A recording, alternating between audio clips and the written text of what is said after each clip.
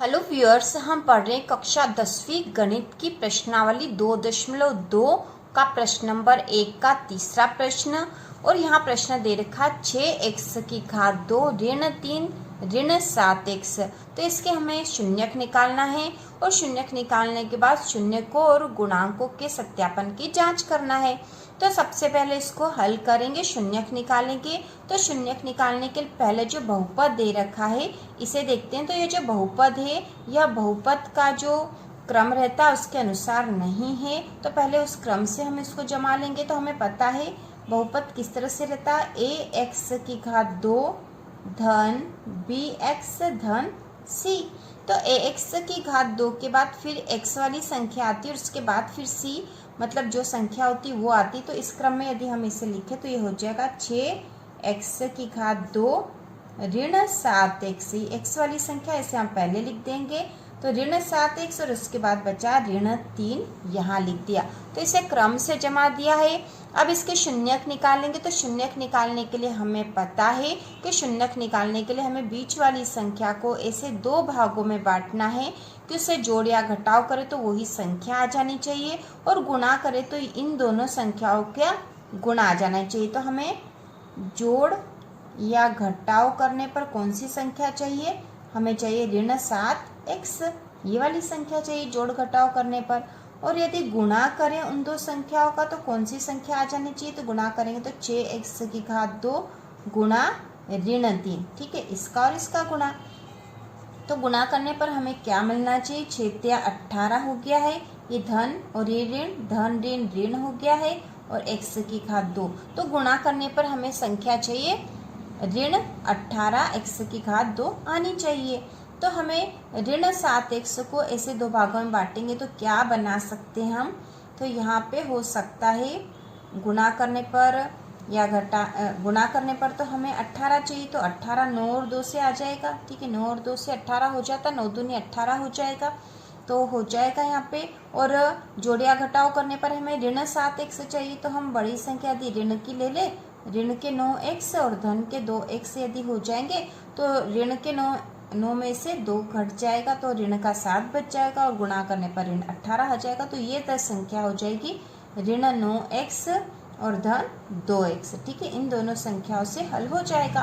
तो हम यहाँ पर करेंगे, ये तो आपको रफ में करना है, समझाने के लिए ही यहाँ लिखा है। तो हम यहाँ लिखेंगे 6x की घात 2 ऋण 9x धन 2x ऋण 3। ठीक है, तो ऋण 9x में से धन के 2x घट जाएंगे क्योंकि ऋण का है और ये धन का है, तो घटेंगे, धन ऋण ऋण हो जाएगा और चिन्ह बड़ी संख्या का आ जाएगा, इसलिए आ जाएगा ऋण के 7x। अब हम इनमें से कॉमन ले लेंगे, इन दो में से कॉमन लेंगे, फिर इन दो से लेंगे। तो इन दो में से क्या कॉमन ले सकते हैं, तो यहाँ से हम ले सकते हैं 3 को कॉमन, क्योंकि 3 दूना 6 होता है और 3 तिया 9 होता है। तो हम ले लेंगे 3x कॉमन लेंगे इन दोनों में से, तो यहाँ क्या बचेगा, 3 दूना 6 होता है, तो यहाँ हो जाएगा 2x। ठीक है, 1x कॉमन चला गया तो 1x बचा है। अभी ऋण का हो जाएगा, 3 तिया 9 होते तो यहाँ बचेंगे 3। ठीक है, x तो यहाँ आ ही गया था, तो यहाँ आ गए 2x ऋण 3। अब देखो यहाँ पे 2x ऋण 3 है, इन दोनों में से क्या कॉमन ले लेंगे, तो हम यहाँ से ले लेंगे धन 1 कॉमन ले लेंगे, तो क्या बचेगा 2x ऋण 3, क्योंकि 1 को कॉमन लिया तो 2x ऋण 3 आ जाएंगे। अब जो कॉमन लिए हैं उनको साथ में लिख देंगे, तो ये हो जाएगा 3x धन 1 और 1 आ जाएगा 2x ऋण 3। एक कोष्टक में हम जो दोनों समान संख्याएं थी उसको यहाँ ले लिया। अब इन दोनों के बराबर हो जाएगा 0, तो हम इसके शून्यक निकालेंगे। तो शून्यक निकालने पर इन दोनों से ही हम शून्यक निकालेंगे।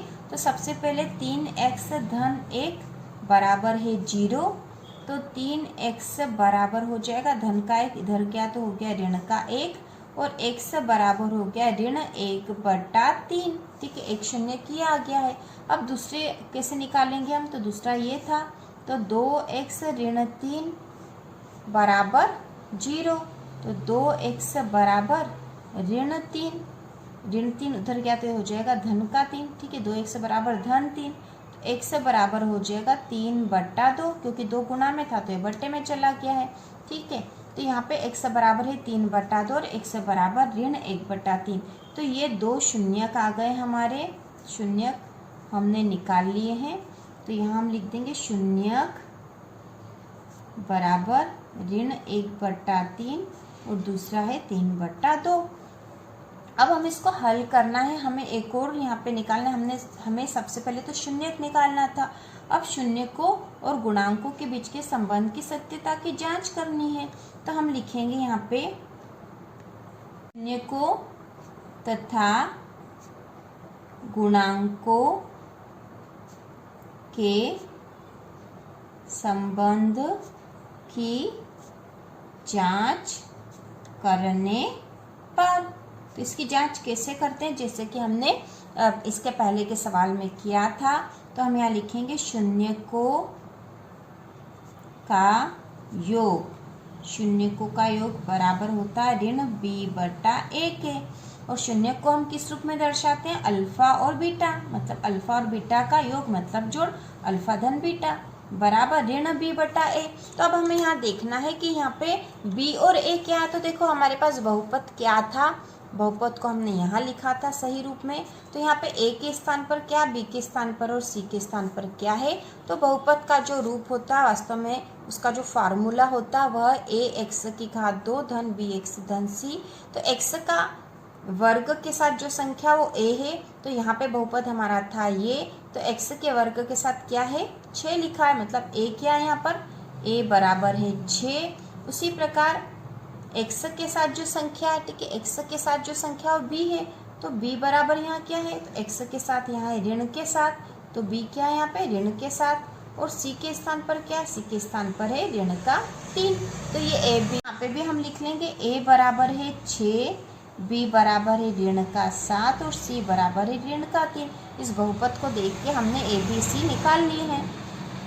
अब इसको हल करेंगे, अल्फा धन बीटा बराबर -b/a। तो अल्फा और बीटा क्या है हमारे, शून्यक है, शून्यकों को ही हम अल्फा बीटा बोलते हैं। तो शून्यक लिख लेते हैं पहले, ऋण 1/3 धन 3/2 बराबर ऋण b। तो ऋण b के स्थान पर क्या आएगा, ऋण का 7। ये हमने लिख दिया ऋण 7 बट्टा a के स्थान पर क्या है 6। तो इस प्रकार से हमने इसको लिख दिया। इसको हम हल कर लेंगे।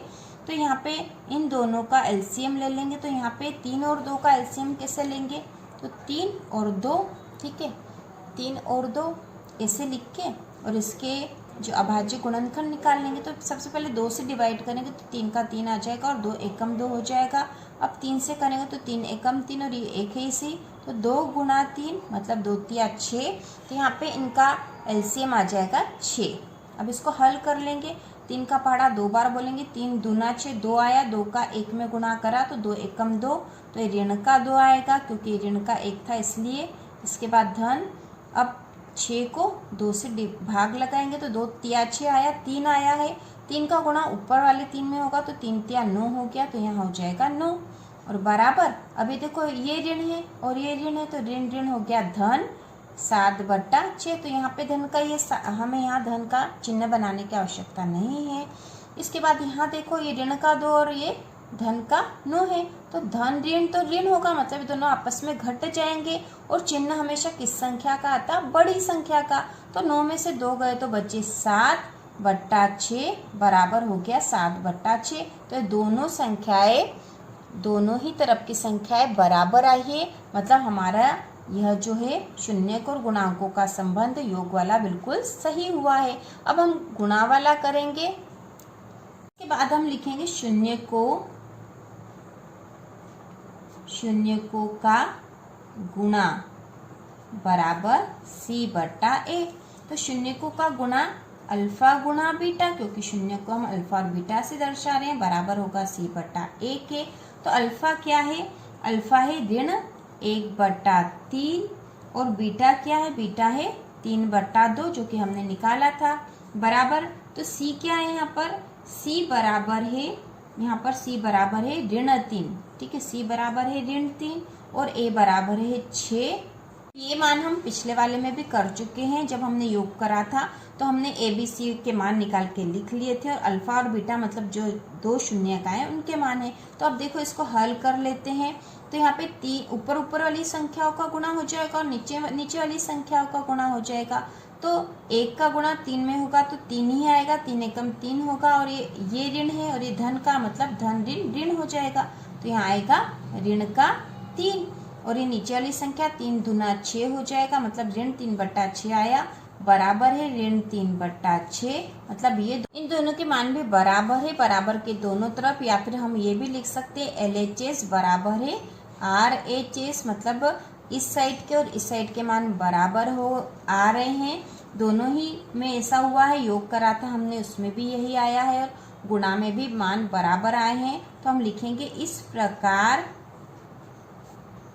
प्रकार शून्य को व गुणांकों के बीच के संबंध की सत्यता की जांच की गई। तो इस प्रकार शून्य को व गुणांकों के संबंध की सत्यता की जांच की गई। तो इस प्रकार ये सवाल हो जाएंगे। सारे जो प्रश्न हैं वह इसी विधि से होना, हम एक बार इसको समझ लेंगे तो हर प्रश्न कर सकते हैं। तो इसी प्रकार के और वीडियो देखने के लिए कक्षा 9वीं और 10वीं की संपूर्ण तैयारी के लिए चैनल को सब्सक्राइब कीजिए।